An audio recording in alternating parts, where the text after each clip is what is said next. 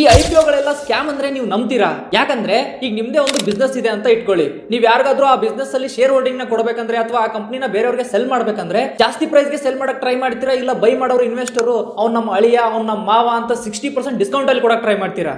Maximum price ಗೆ cell ಮಾಡಕ್ ನೋಡ್ತೀರಲ್ವಾ? ಅದೇ ಈ ಐಪಿಒಗಳು. ಎಲ್ಲಾ ಐಪಿಒಗಳು ಓವರ್ ವ್ಯಾಲ್ಯೂಯೇಷನ್ ಅಥವಾ ಜಾಸ್ತಿ ಪ್ರೈಸ್ ಗೆ ಸೆಲ್ ಮಾಡಕ್ ಟ್ರೈ ಮಾಡಲ್ಲ.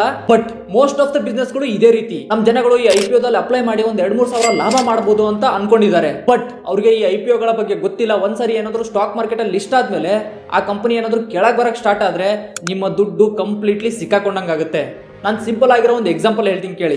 2021ರಲ್ಲಿ ನೈಕಾದ ಐಪಿಒ ಬಂದಿತ್ತು. ಈ ಕಂಪನಿ ಐಪಿಒ ಬಂದಾಗ ಮೊದಲನೇ ದಿನಾನೇ 96% ಮೇಲೆ ಹೋಗಿತ್ತು. ಅಂದ್ರೆ ನೀವೇನಾದ್ರೂ ಈ ಐಪಿಒದಲ್ಲಿ 1 ಲಕ್ಷ ಇನ್ವೆಸ್ಟ್ ಮಾಡಿದ್ರೆ ಮೊದಲನೇ ದಿನಾನೇ 1,96,000 ಆಗಿತ್ತು. ಬಟ್ ಯಾವಾಗ ಈ ಕಂಪನಿ ಐಪಿಒ ಲಿಸ್ಟ್ ಆಯ್ತಲ್ವಾ, ಇನ್ವೆಸ್ಟರ್ಸ್ ಗೊತ್ತಾಗಕ್ ಸ್ಟಾರ್ಟ್ ಆಗುತ್ತೆ ಇದು ಓವರ್ ವ್ಯಾಲ್ಯೂಡ್. ಕಂಪನಿಗೆ ನಾವೇನ್ ವ್ಯಾಲ್ಯೂಯೇಷನ್ ಕೊಡ್ತಿದೀವಲ್ವಾ, ಅದು ಆ ಕಂಪನಿ ಮಾಡೋ ಗ್ರೋತ್ ಗೆ ಸರಿ ಇಲ್ಲ ಅನ್ನೋದು ಗೊತ್ತಾದ ತಕ್ಷಣ ಆ ಕಂಪನಿಯ ಶೇರ್ ನ ಎಲ್ಲರೂ ಸೆಲ್ ಮಾಡಕ್ ಸ್ಟಾರ್ಟ್ ಮಾಡ್ತಾರೆ. ಯಾರು ಆ ಟೈಮಲ್ಲಿ ಸೆಲ್ ಮಾಡಿಲ್ವಲ್ವಾ ಅವರು ಇನ್ನೂ ಕೂಡ ಈಗಲೂ ಸಿಕ್ಕಾಕೊಂಡಿದ್ದಾರೆ.